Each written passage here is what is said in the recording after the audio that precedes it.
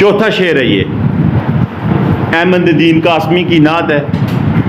دستگیری میری تنہائی میں تو نے ہی تو کی، میں تو مر جاتا اگر ساتھ نہ ہوتا تیرا، اب بھی ظلمات فروشوں کو گلہ ہے تجھ سے، رات باقی تھی کہ سورج نکل آیا تیرا۔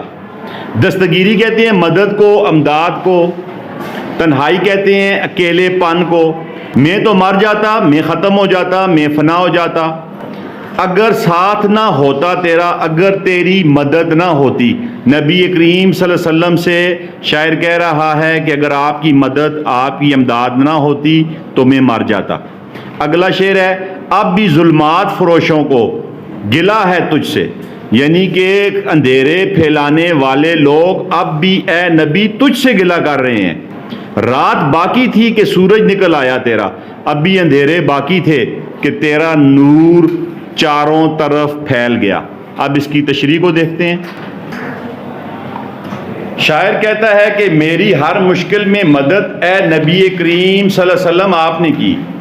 جب میں دنیا کے مسائل اور الجھنوں میں پھنس جاتا ہوں تو آپ کے احکامات یعنی حکم میری رہنمائی کرتے ہیں، یعنی میں تو مر جاتا اگر آپ کا سہارا نہ ہوتا، یعنی میری ہر مشکل میں آپ نے میرے ہاتھ کو تھاما یا میری مدد کی۔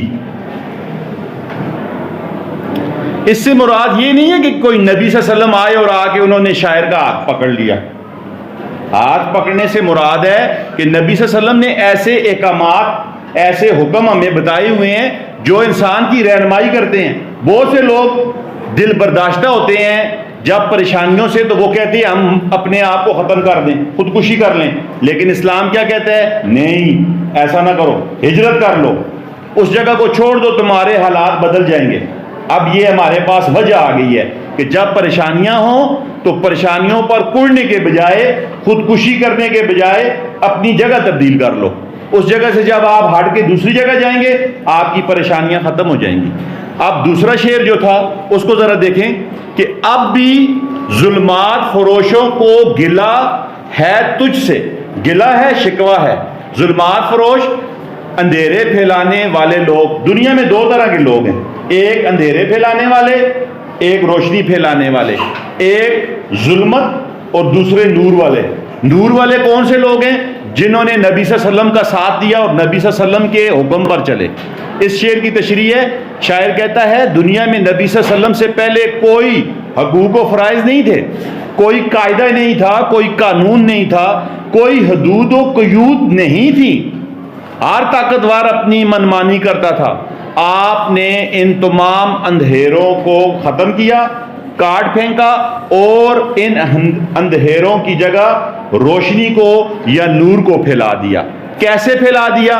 دیکھیں ایک شخص ہے، اس کے ساتھ ظلم ہو رہا ہے، وہ کسی کے سامنے روتا ہے، اس کے کوئی سنتا ہی نہیں ہے۔ لوگ کہتے ہیں یار تمہارے ساتھ ظلم ہو رہا ہے، لیکن جو ظلم کر رہا ہے وہ تو بڑا طاقتور ہے، اس کو کون جواب دے؟ تو نبی صلی اللہ علیہ وسلم نے کہا ظالم کی بھی مدد کرو، مظلوم کی بھی مدد کرو۔ صحابہ کرام نے کہا مظلوم کی مدد تو ہم کر سکتے ہیں، نبی صلی اللہ علیہ وسلم ہمیں بتائیے ہم ظالم کی مدد کس طرح کریں؟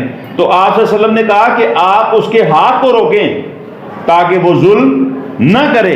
جب آپ ظالم کو ظلم کرنے سے روک دیں گے تو یہ ظالم کی مدد ہے۔ اور مظلوم کی مدد کیسے ہوگی؟ مظلوم کے ساتھ کھڑے ہو جائیں اس وقت تک جب تک ظالم ظلم کرنے سے باز نہیں آ جاتا۔ تو یہ ہے اسلام، اور اس اسلام نے ہر طرف نور کو پھیلایا، حقوق دیے، فرائض دیے، حدود و قیود ہمیں بتائیں، طاقتور کو من مرضی کرنے سے روکا، منمانی کرنے سے روکا، اس کو کہا آپ کی مرضی نہیں چلے گی، بلکہ یہ دنیا ہے، اس میں جینے کے لیے اصول ہیں، قانون ہیں، حدود و قیود ہیں۔ یہاں پہ اگر رہنا ہے تو یہاں کے کچھ قاعدے قوانین ہیں، ان پر عمل کرنا ہوگا۔ تو یہ دونوں اشعار کی مختصر ترین تشریح تھی۔ امید ہے آپ کو کچھ نہ کچھ سمجھ آ گئی ہوگی۔ اللہ پاک آپ کا، میرا، ہم سب کا حامی و ناصر ہو۔ والسلام۔